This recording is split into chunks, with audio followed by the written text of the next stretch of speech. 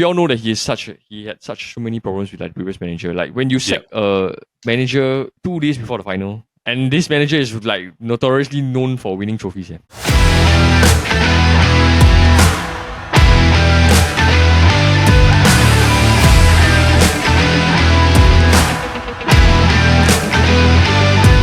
Hello everybody and welcome to another episode of the Football Kaki, brought to you by the Chit Podcast Network. I am your host Helder and I'm joined by my fellow Kaki bro, Paul. Paul, how you doing, bro? We're doing good, brother. This week I think has been rather eventful. I think I went to USS yesterday. It's not because I wanted to, it's because my family wanted to do something together, right? Then I think we went there. I think together as a family. I think 12 years ago, if I'm not wrong, or was it 10 years ago? Yeah. So I think it was my younger sister's birthday as well. So I think we all wanted to do something nice. But can I just say, right? I think USS, right, is so outdated. like it's like, you know how I went inside, right? And I felt like nothing has changed. I mean they switched the Madagascar to the Minion World. Yeah. I think that's only like one of the new additions that is nice lah. Yeah. But in terms of the rides, even the special effects, right, it's all gone. You know how you've been to USS before, right? Bro, USS give me trauma for work. I don't want to say. But as in, you've been there as a consumer before, right? No, I only go there for work. It's because I've gone there for work so many times that I just refuse to go there as a consumer. That's why when you say that I go USS, I kinda sigh. Because I not KNS, right? But I kinda like I sighed. It brings you PTSD lah. Yeah, because bro, like it's the type of thing where in the outlook it looks like nothing has changed, but on the back end things change. Yeah. So I know that behind. Yeah, I think it's because a lot of things like, okay, let me just say like example, like if I take the mummy ride. 10 years ago I remember there was like special effects, there was like when you reach the end of the mummy's tomb, right? Then there's fire on top will be like it's literally fire. So when we went there, nothing. Then even the Shrek 4D, the 4D experience, right? The water effect is gone. The air is like weaker. There's aircon is weaker. So many things, like the small things that I remember from 10 years ago, right? It's gone already, bro. Battlestar Galactica is closed for like 3 weeks without any notice like on the app. Like they don't even tell you that it's closed. Then it makes you think twice whether you want to even buy the ticket in the first place. The water world is gone. There's literally nothing much left in USS for people to go except the Minion World for kids and I would say maybe Jurassic Park. That's it. Honestly, right, like I think the law for theme parks, right, is already changing in Singapore in a sense, because I do think that at the end of the day, we went because of nostalgia, most of the time. Yes, correct. Like you base it off of what you remember. Like for me, my experience with Universal Studios is not in Singapore, it's in the US Orlando, right? Yeah. No, not Orlando, the LA one. Okay. The LA one. So the LA one, right, I saw the Terminator show, I rode the mummy one, the reverse roller coaster also, and like there was the Simpsons like version in the World Plus the tour lah. So it's different in a sense where you base a lot of what you remember on what you actually recall it to be at that particular point in time that you went there. So maybe they're using like, this is how I felt when I was like 7, 8 years old, right? Then I'm hoping I can redo the thing, right, like 30 plus. But when you go there, you'll be like, I think theme parks are good, right? If it's either one, you've never been there before, or you love the experience so much. Like because I went to Universal Studios Japan in February, right? Bro, they are so attention to detail to the single experience, like down to the smallest experience. Yeah. So they care so much about experience, right? That the moment you enter USG, right, you feel like, wow, I can go to the Harry Potter world for 2 hours. Then after that, I go to the Nintendo world for 2 hours. Whereas when it's in Singapore, it's like, okay, what's next? I'm done already. I'm done with the mummy. What's next? So I don't feel like it's an experience. It's not curated for me. It's just an operation for them. Yeah. It's hard to say. Like, okay, I think it's more to do with the fact that Singapore has limited space compared to Japan. Like, if you were to go to like Disneyland, like Japan or Disneyland Hong Kong, right? Like, it's a totally different experience, right? Like, I would prefer to go to Disneyland rather than go to Universal Studios, because Disneyland has experience. Has a different type of experience. Like, it's like Disney, they sell you magic and experiences, Whereas Universal is they sell you like memories of like what it is like to be in a certain thing, in a certain like scenario. Yep. In Universal last time in the US, right, there was the Fast and Furious. There was one area that they showed the behind the scenes and everything. So that was the law of Universal. It was never really the rides, it was more the behind the scenes. Because you could take a Universal Studios tour, right, and literally you will go behind there and then there's the voice sound stage there. So it's like, that's the law of it. But then Singapore is like, it's just a theme park. Because there's literally not enough space. It's small. You can finish it in like half a day. Let's correct, not even a full day, Yeah. Correct. Unless you're telling me that Sentosa became universal as a totality, then different story already. Yeah. Yeah, that one different because you can do water, you can do everything already, but not in a sense where it's like small theme park, right? Yeah, but I mean, it is what it is. Like USS is USS. Yep. So that was my weekend. Yeah, mine was more to do with the work, and then Ferrari's not gonna do well at Monza, so I'm not really gonna really try or bother too much. I think like for us, right, just like aside from the theme parks, right, for Chit Chatted, I think the biggest milestone this week is more or less like we have a new show. Yes, that's right. Yes. The Lao Jiao podcast. The Lao Jiao podcast. The Lao Jiao podcast, not the Lan, that one, right? But the Lao Jiao podcast. Yeah. Please remember it's an O, not an N. Because we're gonna do a news podcast for everybody that doesn't know, right? And it's gonna be very interesting, right? Because I think this is the first time we finally get to see the personalities of everybody. Yep. And I just can't wait to see for you guys to see how we actually really are most of the time. Yeah, I think it's good. I think it'll be interesting to see. Depends on how frequent that person appears lah. Also, correct. Yeah. I think like because you and me we are on Kaki, right? They kind of know how most people will kind of know how we behave. Yeah, but I think the rest they haven't seen it that much on draft because draft is a bit more. How to say we are doing a common topic. Right? You're doing a common topic game. Where this one is like more discussion and debate. Then you will actually see how we actually are. So keep a lookout for it. First episode is this coming Friday, 2 days after this episode of the Football Kaki goes out. So with that, we are a football podcast after all. We are the Football Kaki. So today we are going to talk about 3 things. Number 1, the sudden departure of one Daniel Levy from Spurs as the chairman. Which basically, I think, like, honestly, for the international break, right, this was just a shock to everybody. I did not expect this at all whatsoever, like zero. If you were to ask me if Daniel Levy was leaving Spurs, right, this would be the last thing I would say. It's like, absolutely not. I did not think he's going to leave. That's one.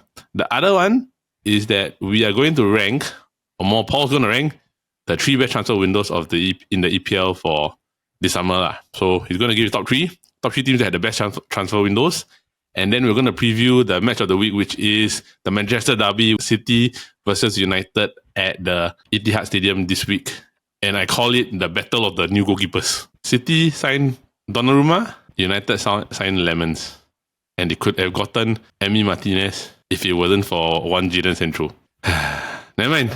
We'll talk about it later. But let's move on. There's no what's going on this week because we are going to focus on the big topic of the week, which is the Daniel Levy officially leaving Spurs as the chairman. But before we get into that discussion, we would like to thank our sponsor for this week's episode of the Football Kaki, SG Watch Hub, for sponsoring this week's episode. SG Watch Hub is Singapore's one-stop platform for all things watches. Whether you are buying, selling, or just crazy about timepieces, SG Watch Hub connects you to sellers, retailers, and fellow collectors so you can find that perfect piece for your wrist. They've got you covered with a full range of services from repairs and polishing to strap replacements, protective firms, watch winders, and even authentication to make sure your watch is 100% the real deal. On top of that, SG Watch Hub offers brand partner promo codes so you can score special discounts on watches from different brands. And speaking of partners, they also work with amazing companies like Nomad Watchworks, a homegrown brand known for their premium straps and accessories. One of their biggest perks is that every leather strap you purchase from Nomad comes with free lifetime cleaning,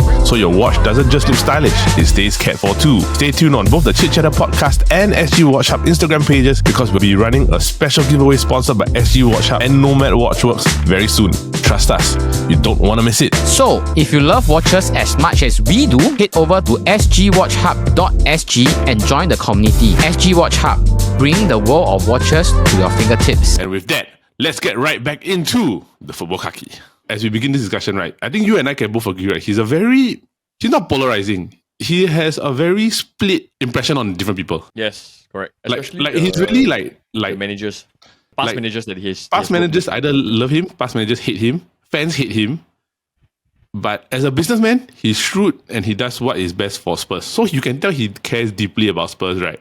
And all the other club chairmen all hate him because he's just hard to negotiate with in terms of players, ma. Yeah, he's really he's very one of the fake. toughest person to deal with if it's related to transfers, especially if you're in the Premier League. He's horrible, dude. Like, I mean, like, people can say that, oh, United took Michael Carrick and Dimitar Berbatov, right? But Gareth Bale was a challenge. Yep. Like, it was supposed to happen. Then there were so many other times where it was like, you had to negotiate for nonsensical things just to get the transfer over. I think, right, what I'm going to do now, right, is I'm just going to basically give a summary of what's happened, who's taking over, and then I'll ask for some questions. So, Daniel Levy, he took over in 2001. He's known for being a shrewd businessman, right? And he has actually brought Spurs up to a valuation of about, estimated at this moment, 3.3 billion.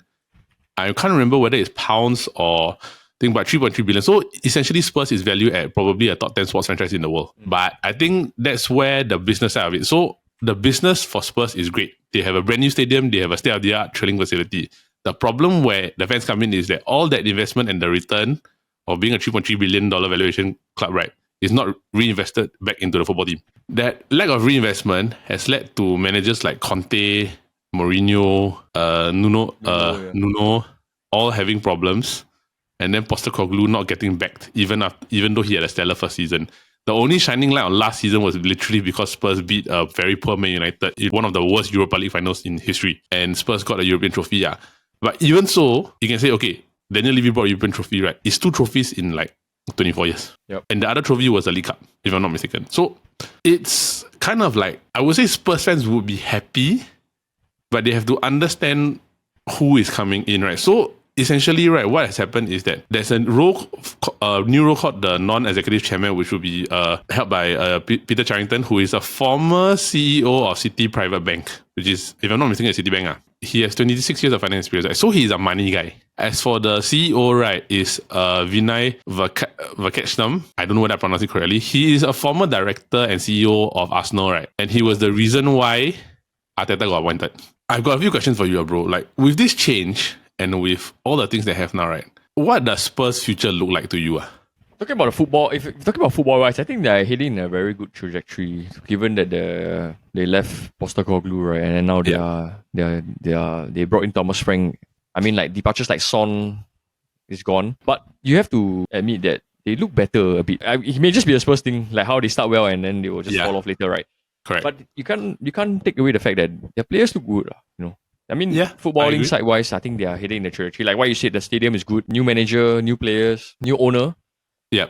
So I don't think it can get any worse like how you were under Daniel Levy or Levi. Yeah, we all know that he had so many problems with like previous manager. Like when you sack a manager 2 days before the final, and this manager is like notoriously known for winning trophies. I don't know what is it exactly was the cause of it, but it was Mourinho, right? Yeah, it was Mourinho. Yeah, correct. It was Mourinho, right? But it wasn't a very wise decision to sack him I think. Yeah. And then you eventually ended up losing the final. Don't really know much about this Arsenal, this guy taking over. I mean, all I can say is many of the Spurs fans wanted this Daniel Levy out. And I think they finally got their wish. Yeah, okay. Like, just to give a new terms about the CEO, right, Vinay, right? I would say call him Vinay because I really cannot pronounce his last name. So he's known to be more of an administrative type of CEO. So meaning that he will actually not really interfere in football. At Arsenal, right, he let Edu and Arteta do the entire football recalibration. So I think, right, at Spurs, right, he will do the same thing with Spurs' director of football and Thomas Frank. So he will let them handle the football department, which I think is fine because in essence, you want football people to be able to do the football stuff. Yes. That's right. But however, he is selective in what type of deals he will do. So, like, according to a BBC article by Sammy Mokbel, it basically summarized that he will be involved in deals, right, provided that he has a relationship with the person that they're dealing with. So let's say, for example, if he has a relationship with maybe like George Mendes or something. Like George Mendes, or he has a relationship with one of maybe United's, like one of the people that he's negotiating, one of the negotiators, right? He knows them, right? He'll probably maybe intervene and maybe talk about the selling of everything, but he's not really going to interfere much. Yeah. So his role is kind of like he's there to establish the revenue generation and the $1 billion. It's kind of like basically using the old Manchester United model of like, I'm going to put financial guys in front to make it to make commercial. But the difference between that and United at the time, right, was that the football guys are in charge of football. Then I'm in charge of the commercial. Whereas like at the time was the commercial, everything is under one guy. which was 8 Woodward lah, which caused a calamity problem. And knowing this, I'm going to ask you, if he's going to take, if the CEO of United is going to take the same approach that he did at Arsenal, right? Does this work better for football in bringing like maybe new talent or transfers into the club? Yeah, I think it makes sense. Especially if he has a preferred way of working. It's just that in cases like that, right, it can be a hit or miss. You know, like how United they appointed Omar and then what's the other guy's name? Dan Ashworth. Dan Ashworth. Yeah, and then it didn't work out for him lah. So whenever there's a new manager come in, there is the chance that it may or may not work. Yeah. Yeah, but I think, like you said, like if he's not known to be very problematic and he has like history with Arsenal, right? I think it's quite a good, promising lah. I won't say good lah. Yeah. Promising that. But why would he go from Arsenal to Spurs? He left Arsenal, then he actually thought that he was not going to get a job in top football. So it was only later that Spurs called him. Yeah, so it was a couple of years later that Spurs called him. So he only joined, I think, in 2025, this summer. Yeah, so it's a relatively new appointment, but also it's kind of like the fact that he appointed a new CEO, right, kind of put the writing on the wall for Daniel Levy already, indirectly. So it was more or less like it was going to happen sooner rather than later lah. Yeah, but final question: will there finally be more trophies at Spurs? Talking about this season or in the future? In the future, I think yes lah, most probably. I think they are more than capable to win like a Carabao Cup or even an FA Cup. You know, those teams those cups are fine.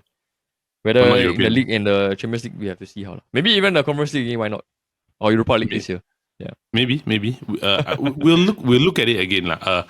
I don't really want to say too many things about that, right? But I think maybe just final thoughts from you, right, about Daniel Levy and his impact on Spurs before we move on to the next part. Yeah, we all know that he had a very trouble. It was so many clubs had trouble to deal with him. You know, like even when when Man City wanted to sign Harry Kane, he straight up declined like 120 million offer. And then it was so crazy. It's like 120 million for a 27-year-old Harry Kane. Why not? You know, and then it's like his reasons like I didn't want to sell to a Premier League rival. It sort of like demolished my personal hope for United to get Harry Kane lah. Because at that point, when Ronaldo left, right, I think then the one we had to go for was Harry Kane lah. Yeah, I agree. Harry Kane suited the style of Man United, and then when then you refuse, and then you end up selling him to Bayern for like 85 million or something like that. Then it's like it just doesn't make sense, you know, the way the matter of working. Like how I said, when you sack a manager 2 days before a final. Do you really know what you're doing? I don't think so. Yeah. But like it's similar to like Ed Woodward lah. Okay, money, maybe there's like on portfolio wise he can do some things in the business side of the club, but definitely not on the footballing side. Yeah. I think at the end of the day for me, this whole like situation with Daniel Levy can basically be summed up in how all the players that were stars there, right? Like Michael Carrick, Dimitar Berbatov, Gareth Bale, Luka Modric, Kyle Walker, all of them ended up leaving Spurs to win trophies. So it's kind of sad in essence where had they kept that core group together and he invested more, right, Spurs could have won like so much more than what they actually had. I think the moment you like 2 or 3 years ago when they saw Harry Kane, right, that was the moment you knew like, okay, he gave up already. They're not going to win anything really. Yeah, it's like why would you sell Harry Kane? Like, why would you sell Harry Kane like when he's in his peak and you need him? And why would you sack Jose Mourinho 2 days before our final? Correct. It's like the football decisions made you go like, huh? But that's mad. Let's see lah. Will it just be come on lads, it's Spurs again continuously, right? Or will it be moving forward? Will it just be change in finally Spurs maybe establishing themselves as a top club in England proper lah? Because they've got the stadium, they've got the facilities, they just don't have the football, which is kind of ironic. So yeah. Moving on. Next up, we have our... That was a very bad segue, but never mind. Moving on, we have Paul's list, which is the teams with the 3 best transfer windows this summer in the EPL, right? I think me and him kind of agree, but I'm just going to hand over to Paul, right? So, bro, I'm going to ask you, right, are you going to do this in any order, or is it just based on what you think? I think it's very obvious lah. We just do first, second, third. First, second, third. Okay. Yeah, I think my list will be the same for most people. Okay, can. Yeah. All right, okay. So we're going in order of first, second, third, right? Then best best, then second best, then bronze. So it's gold, silver, bronze. Okay, so number one, who's first? Bro, even before the deadline day signing, right? They already had like the best window for me, lah. I think. But to put the icing on the cake, is Liverpool, lah. When they signed Alexander Isak in the closing hours of the transfer window. This window is quite insane for Liverpool's standard. For Liverpool standard, I think it's the most they ever spent in one window. You spend 130 million on Isak. You spend, I can't remember the exact amount for Florian Wirtz. Yeah, don't get me wrong. Both transfers are above 100 million. Ekatike is about 90 million. Yeah, and then they signed Milos Kerkers and Jeremy Frimpong, and then Giovanni Leoni, right? What a insane! If Ned was here, he would have put in the numbers for me, I think, in a much more accurate way. But the icing on the cake really sealed the top spot for me. Cemented the top spot for me. I think there's no denying this by far smashes anybody's window. Like, not even just in the EPL, like across Europe, bro. It would have sealed it if Mark Gahey actually did come over from Crystal Palace and it wasn't cancelled. So there was a lot of complications with that, I think, because they fell out. Their replacement went to West Ham instead of Crystal Palace. So that really stopped the move. Really blocked the move for Mark Gahey to come over. But I think no fret. I think they'll get him in January or next summer. For sure. Okay, so I'm just gonna basically go out and just read out the values. In this is in euros. Alexander Isak 144 million euros, Giovanni Leon 35 million euros, Hugo Ekatike 95 million euros, Milos Kerkez was I think the fee was undisclosed, right? Yeah, but it's about 30 million, I think. 35, 30, 40 million. The market value for him was about 30 million. That's the estimated. Milos Kerkez. Florian Wirtz was 125 million euros. Frimpong. And then Frimpong was an undisclosed fee, which is estimated to be about maybe 50 plus euros because that's his market value. But let's just call it undisclosed. Bro, Isak, Leonie, Ekatike, Milos Kerkez, Jeremy Frimpong, Florian Wirtz. And they have a few small ones like Will, right? Mama, Deshvi, all this. But it's crazy. They basically revamped the team, reinforced whatever they were lacking in one window. Exactly. And the signing of Alexander Isak is a statement, bro. They are gonna go for the double. Yeah, it's like if you think about it, I want number 21. In one window, by spending 200 plus million, right? They basically already increased the output of Darwin Núñez, replaced the output of Luis Diaz, right? And finally got an out-and-out striker that could basically input long-term, right? Mo Salah's production. No, it's you are signing the best striker in the league. Yeah. I think there's no other striker that's better than him. Like last season It's like that's maybe not this year because he didn't play, but I think you essentially signed the best striker in the league to win the league. Correct. Yeah. It's like basically if Mo Salah has a drop off because of his age, I got the guy to essentially replace the goals and production in one fell swoop. It's just as simple as that. It's like honestly, this window, right, is a FIFA window. Yeah. It's a transfer window that you can only play in a video game. It's crazy, lah. I think hands down, no. I think there's not much to say about this. I think they are definitely the best window in the EPL for sure. Yep. Okay. Number 2. Who's second? Oh, bro, Arsenal, for sure. I think Arsenal with the signing of Eze, Gyökeres, Mosquera, Madueke, Norgard, Zubimendi, Kepa, and then there are some. I think their deadline day signing was the Hincapié from Leverkusen. It's an additional centre back. It's good because they only ever been relying on Saliba and Gabriel. Then there was a case where if one of them were injured, then how, right? I think it's good that they backed up with two centre back signings, Mosquera and Hincapié, and then they have a new keeper also, Kepa. Good new number 2, Kepa, and then 2 solid signings in midfield, which is Norgard and Zubimendi. And then your main man, Gyökeres up top with Eze and Madueke, in case Saka don't perform. And Martinelli is still back. Yeah. And then, I think the only downside is that it's a bit shaky for players like Martinelli, Trossard, right? How are they going to play? And then Mikel Merino, so how? Is he just going to be a glorified substitute? Because he will never have a chance to play, I think. Like Havertz is a backup striker. Havertz is 65 million, but then he's just be a glorified second sub. Madueke also. Madueke now because Saka is injured, so he's playing. I think so. It's fine. I think even if Saka plays, he will play. Madueke will play on the left. But even so, right? Like Madueke come in, right? Eze came in, so there's no way you're not gonna start Eze over Madueke, right? Yeah, correct.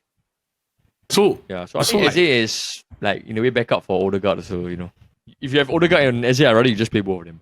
Yeah, I would rather just play both of them because I look at it in a sense where if we were to call this team better than last year, definitely 100%. Oh, definitely, bro. Yeah. The problem is that the tactics and how they're playing is just not how to say. It doesn't. What they have on paper, right, doesn't equate to how they are playing on TV, right? Yeah, it's like the paper the output on paper doesn't equate to the output in real life. Yeah, on paper, solid 10 upon 10, right? Solid. It's a solid team. You go on, win the game. Then when you see them play, it's like, they're just playing for throw-ins and corners, bro. Yeah. It's like you're playing like a team that is fighting for survival. Yeah, like or survival. It's like Stoke City. It's literally Stoke City's like tactic, like. Yep. Big players, big size. They've got no fullbacks because all the fullbacks are also centre backs. Yep. So like, it's just I'm just gonna bombard everything. I'm just gonna throw everything out there and just try to survive, right? So like we talked about it last week. Arteta may not be the guy to bring the team over the final hump, but he has the tools. He has the tools at his disposal, but does it mean that he's good enough to bring them over that final hump? Well, I not very sure, bro. It's like that's why this year is his make it or break it year. I feel Yeah. It's his make it or break it because he's been heavily backed, bro. Yeah. Heavily backed. I don't want to say just backed, heavily backed. I think he spent almost like almost $825 million, And for you to still only hold on to one FA Cup, one Community Shield, is it? Yeah. Yeah, I think it's even Thierry Henry also say like it's a bit unacceptable, Not only that, no cup finals.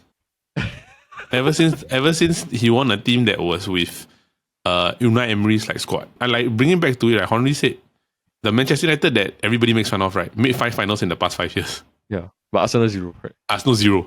I mean, they got we beat Real Madrid Cup lah. It's not a final, bro. But it's a trophy. If like that, you can just basically go to like Bayern Munich during the preseason and just say, I won the Audi Cup. Yeah, it's like I'm just taking a step at them lah. They say they beat Real Madrid, bro. I don't care. Champions League because of that, yeah. No trophy, no silverware. But okay, at least United, like we were crap, but we can say we got 2 trophies. Like I said, I think on paper, transfer wise, second best, bro, for sure. Behind Liverpool. And this year will be Arteta's make it or break it lah. Okay. Yeah. Third. So what's your third? Okay, bro. I think third, right? There was a bit of a toss up between a few teams. I would just say these 3 teams. Okay, so it's a mix up between Man City, Chelsea, and Spurs. But I feel in terms of players that really value add to the team, right? It's got to be Spurs. For me, these few players that they sign really elevate their squad. And number one is for sure is Mohamed Kudus. Crazy how he was here at West Ham and then like nobody else went for him. There was a time when Man United went for him when Ten Hag was here before quite a while back. I think when he was still at Ajax. Yeah. Yeah, but he instantly came into this Spurs team and like just literally elevated the play, Yeah. And then the other one is João Palhinha. What a signing, Like why didn't nobody else go for him? When he was at Fulham, he was like hot commodity. That's why Bayern Munich came in and buy him, right? Yeah, correct. And then I don't know what happened to him at Bayern Munich actually. Like why is he so undervalued or underappreciated? And then Spurs decided to come and loan him, bro. And what a player! He even like scored one of the goals at the Etihad, against City. They bought Kevin Danso, which is the FIFA card the centre back, And then they bought the Matthias Tell also from Bayern Munich. Yeah, they have a lot of like business with them actually. I think it's quite good. And not forgetting, and not forgetting the deadline day signing also the Xavi Simons and Randall Kolo Muani. Yeah. All these players, right, bro? They are not bad players. Right? These are players that play in their national team at the World Cup, at the Euros, Proper internationals. So I'm very interested to see, right, how they are going to play. Considering the fact that Spurs got so many strikers. They have Solanke, Richarlison, and you can even argue that this Matthias still plays striker sometimes. Yep. And then now they have Kolo Muani. So who will be the main striker? Because I think the first 3 games, Richarlison has been playing well. Yep. He went back to like the World Cup Richarlison, the bicycle kick, Yeah, and then Xavi Simons will be good because I think Madison is injured for a long time. Yeah, Madison injured. Yeah, so I think it's a good signing for them to have a new attacking midfielder. Yeah. With Kudus and João Palhinha. Yeah, I agree. This is how you revamp a midfield, bro. In essence, this overall like Spurs team is very in the mold of a Thomas Frank. High energy, high work rate. Players that will run one or like they will give everything that they have. And they are good players, bro. Not just anyhow can run that kind, Yeah. And like if you already saw how good Thomas Frank was with players that were capable at a certain level, right? Can you imagine what he can do with players at this level? Because let's be really frank, Thomas Frank is a very good motivator. Like the way that, like if you've seen videos of his team talks, the way he gets the best out of his players, the way he talks to them, the way he encourages them, the way he motivates them, right? I tell you, if he gets them to a certain place, the players on this Spurs team will die for him, And it's something that I think inherently, a lot of the past Spurs managers, they don't have, because there's been a lot of bad like attitudes in the team. I think like Dele Alli, right? The only one that really maybe you can talk about core is probably maybe Sonny, who was like really just pure heart. And Kane lah. But other than that, you've got there like Sergio Romero. And Ndombele, yeah. And Ndombele, like these guys are the ones that will go like, okay, I follow you, boss. I got my heart. I whack. I go do everything I need to lah. I think the only thing that I still see maybe a problem for Spurs, probably I just need a goalkeeper. Yeah, maybe the Vicario, but he's good on his feet, so I think it's not the main issue for them to address now, Yeah. End of the day, it's still, I need a shot stopper overall. But Spurs, I do agree. Like, if you were to pick almost everything, whether it was, and let me guess, I think the other two probably looking at was Chelsea and City, yeah. City, right? Chelsea and City, right? I would be more worried about Spurs than I would be about the transfers because of the sudden revamp of influx of talent. The squad got better because of the new players that came in. Whereas, like, for Chelsea and for City, right, it's just I'm adding to what I already have. Yeah, you're just increasing the depth, Yep. Especially City, Yeah. Correct. But now City got one player that is out injured and he wanted to kill Man United, but he's not there anymore. So I'm just going to summarize this. Number one transfer window for Paul is Liverpool. Number two is Arsenal. And number three is Spurs. I don't really disagree with any of that because at the end of the day, the North London clubs are at the top of the EPL. No. Next, near Liverpool, right? And the Manchester clubs are closer to the bottom, which brings us to our match of the week, which is the Manchester Derby at the Etihad. City play United. City have lost 2 games. United have only scored 4 goals. What an anticlimactic Manchester Derby. I think this one is worse than last year, hey bro. No, I think last year one was because both teams have nothing to play for. This one is to see who is the bigger loser. Right, because I think Man U is ahead of City now. Man U is ahead of City. Yeah. Man U is ahead of City. I mean, okay, one if is a very big thing to say. If we win, we can easily shoot ourselves back to the top 10, But every time we do that, right? Yeah, that's why we always. I said I don't want to talk about it, Okay, I think if it's more important for City to win because if you're gonna start the season with like 3 losses already, right, bro, you are never gonna see the league. Come December. Yeah. Essentially, we can see like there won't even be a Manchester club in top 4. Maybe this year. Possible. It could be a very strong possibility. Yep. It's a possibility, right? But I think for United, the biggest frustration for us is that I won't say we're playing badly. Because you and me, right, we talked about this like off camera and the statistics, right? Like remember you sent me that photo? And and both of us talk about it, right? It's insane, The chances created, touches in opponent's penalty box, average goal ratio, is it? Okay, I read it. I have it in front of me. In the first 3 games of the season, right, Manchester United lead the league in total shots, expected goals, touches in the opposition box, accurate crosses, and accurate long balls per game. Long ball FC, bro. Yeah, long ball FC. We are long ball FC because we have 31.7 accurate long balls per game compared to Fulham who have 25. Yeah, those teams are really long ball teams. Yeah. And our shots on target, right, per game, we are tied for second with Chelsea and West Ham at 5.3. So, but the problem here I see, right, bro, is total shots 55. Total goals. Shots on target 5.3. 4 goals. And 2 of them were what? Own goals. 2 of them were own goal. One was a penalty. We only had 1 open play goal, right? Very embarrassing. Yeah, bro. If you're talking about an average right, per game, you're talking about 5.3. Means that we only had like about 15 shots on target. 15 shots on target of 55 is not very good. Expected goal ratio is 6.8. Yeah. So I think it's definitely a better sign than how we were last year, for sure. Yeah. Maybe yes, it's an improvement in terms of total shots going, the amount of touches in penalty opponent box. Yeah. All this is good. So you can argue is that okay, maybe they're still trying to find their feet. Okay, they are creating the chances, but they're not putting the ball in the net. Yeah. So let's hope with this data, with this statistic, right, that they can convert. And then these numbers will look better maybe in 10 games time. Let's see. I agree, because you can't blame the system anymore because it's shown that it's working. Because this statistics is very rare. I do feel like if when it comes, it will come. Yeah. Yeah. It's just that as a United fan, you really grow not to be hopeful of anything. I know what you mean. But there's the saying that when it rains, it pours. Yeah, so you're just waiting for the. But in United case, it floods So it floods